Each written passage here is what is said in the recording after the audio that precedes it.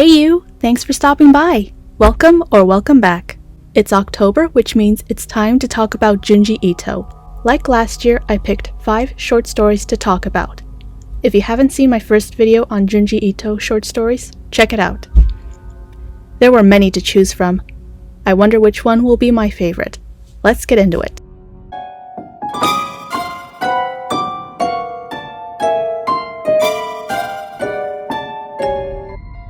Our first story is The Face Burglar. This is one of Ito's earliest works, published in 1987. The character designs are like his other works.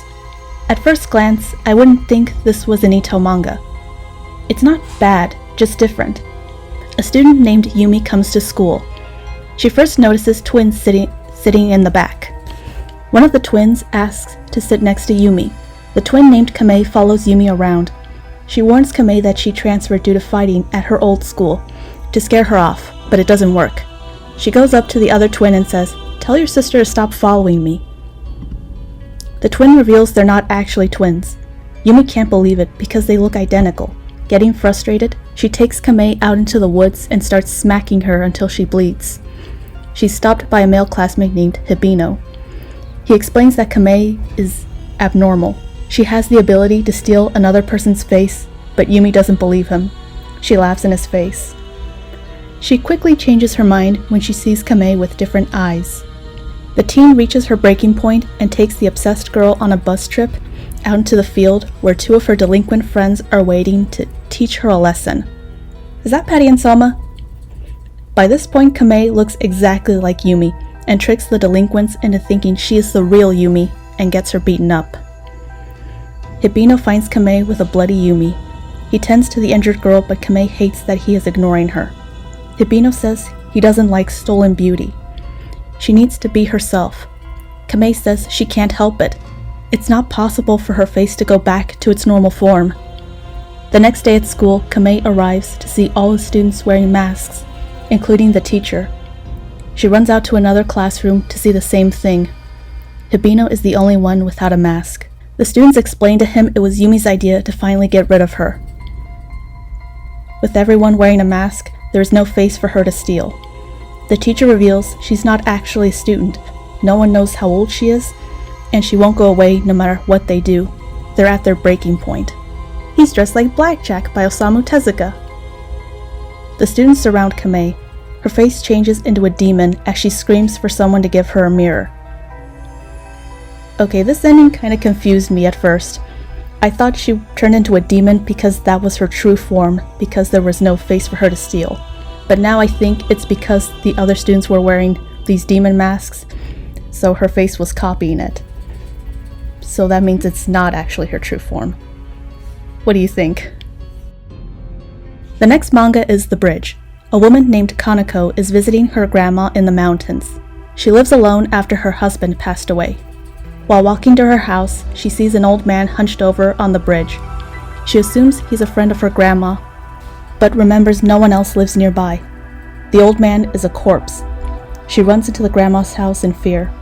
The grandma explains they are the ghosts of the deceased from the village. They have been calling out to her every single night since she herself will soon pass. She recounts that when she was a child, the village had a tradition when a person died, they would send the body down the river on a straw mat. When they passed under the bridge successfully, they would pass into the next world. If they fell off the straw mat, their bodies would sink and be unable to pass. She remembers being a girl when it happened, and her uncle was unable to pass onto the next world. It happened to her fiancé, who died at the age of 20. Because he was so tall, his body blocked the bridge, so they tried to move him. The grandma swears he opened his eyes as if he was calling to her. She asks to be buried before passing away. Kaneko wakes up in her car to realize it was all a dream, but she is still going to see her grandma. She sees a ghost on the bridge again who says the grandma passed away. Kaneko goes to look for her but can't find her. The ghosts are all looking over the bridge as the grandma's body floats down the river on a straw mat before falling into the river. I don't know if this is a good or a bad ending. At least she's with her fiancé. The next story is The Ice Cream Truck. I picked this one because recently there was a conspiracy on TikTok that ice cream trucks were being used to abduct children. There are videos of ice cream trucks with bright lights driving down the street at night. I don't use TikTok, but there are a few YouTube videos talking about it. So when I saw a story about an ice cream truck, this was a perfect opportunity to talk about it. An ice cream truck pulls up with the most fabulous eyelashes I have ever seen. All the kids crowd around to buy some. A boy asks his father to get one, but the father says no. The ice cream man also gives the children a ride around the neighborhood. And all the parents are okay with this? That's not at all concerning. The father, Sonohara, just moved to the neighborhood after separating from his wife. The ice cream man looks like a gender-bent Kirie Goshima from Uzumaki. That night, the son, Tomoki, refuses to eat his dinner and wishes he could stay with his mother. Next time the ice cream truck stops by, Sonohara gives in and buys his son a chocolate cone and go for a ride along. Tomoki comes back happy and even invites some of the neighborhood kids. One night, Sonohara asks if he still wants to live with his mother. Tomoki says not anymore. The next time Tomoki goes for a ride along, Sonohara asks the ice cream man if he can come too, but he tells him no.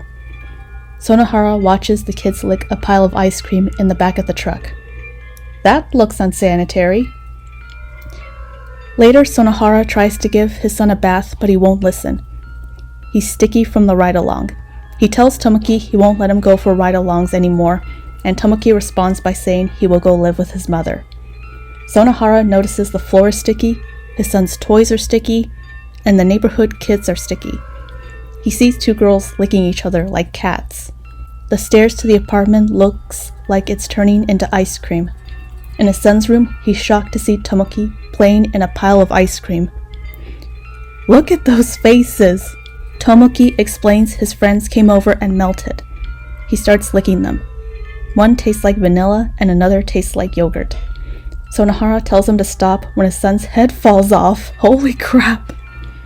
The father screams as the ice cream truck makes its next stop. To me, the story was more tragic than scary. Sonohara is recently divorced, raising his son on his own. His son hates staying with him, so he gets him ice cream to make him happy. He gives in to his son's demands for fear of losing him. And in the end, his worst fears came true. Now, all that's left of his son is a pile of ice cream. The story doesn't explain why the ice cream man is doing it. My theory is that he hates kids. He only targets children, since he wouldn't let the father go in the ice cream truck. The next story is Headless Sculptures.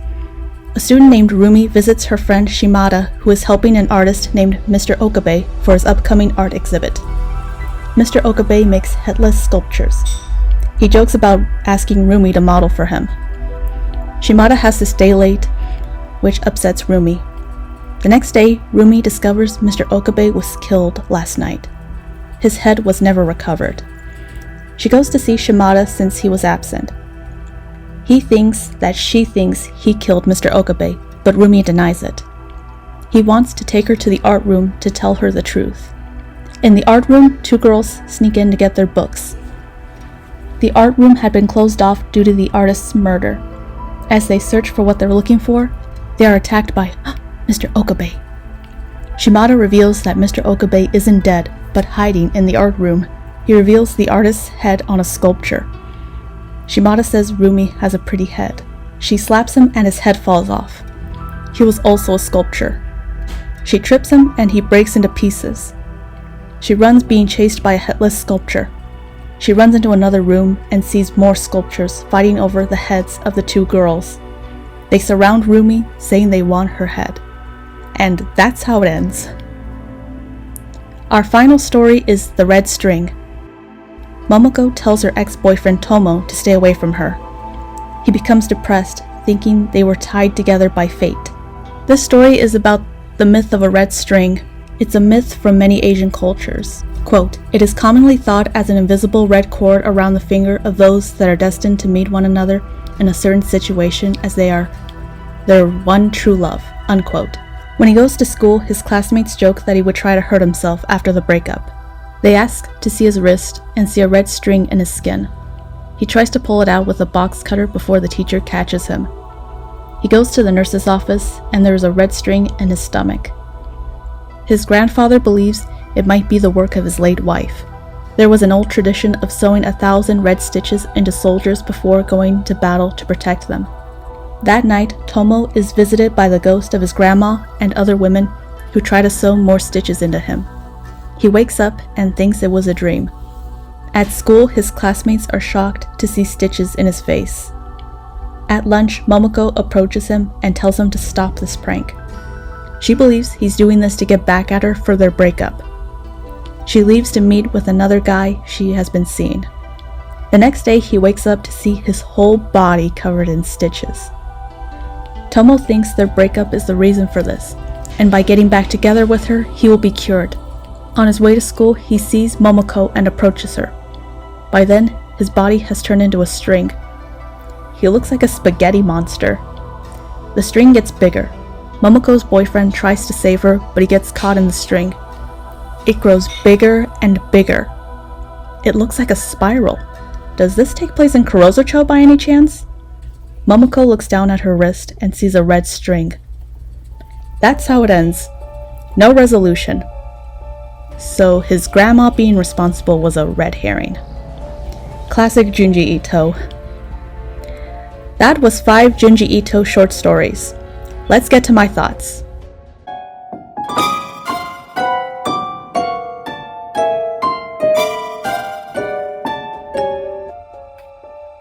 In Junji Ito fashion, we don't get a lot of answers. We don't know why the ice cream man is turning kids into ice cream. What happened to Tomo after he turned into a ball of string? Did Rumi lose her head? His endings are open to interpretation. A problem I have with Ito's manga is I don't care about certain characters. I didn't care about Tomo losing his girlfriend and turning into a ball of string. Because the stories are short, I didn't know enough about the main characters to get attached to them or care what is happening to them. It is possible to care though. I felt bad for the grandma losing her fiancé. It can work. These stories are worth checking out just for the art style alone. He always delivers on the artwork. Here's my ranking. First is the bridge. Second is the ice cream truck. Third is the face burglar. Fourth is the headless sculptures. And last is the red string. If you like this video, then consider liking, subscribing, or sharing. What are your thoughts on the 5 short stories? Which one was your favorite? Let me know in the comments. Thanks for stopping by.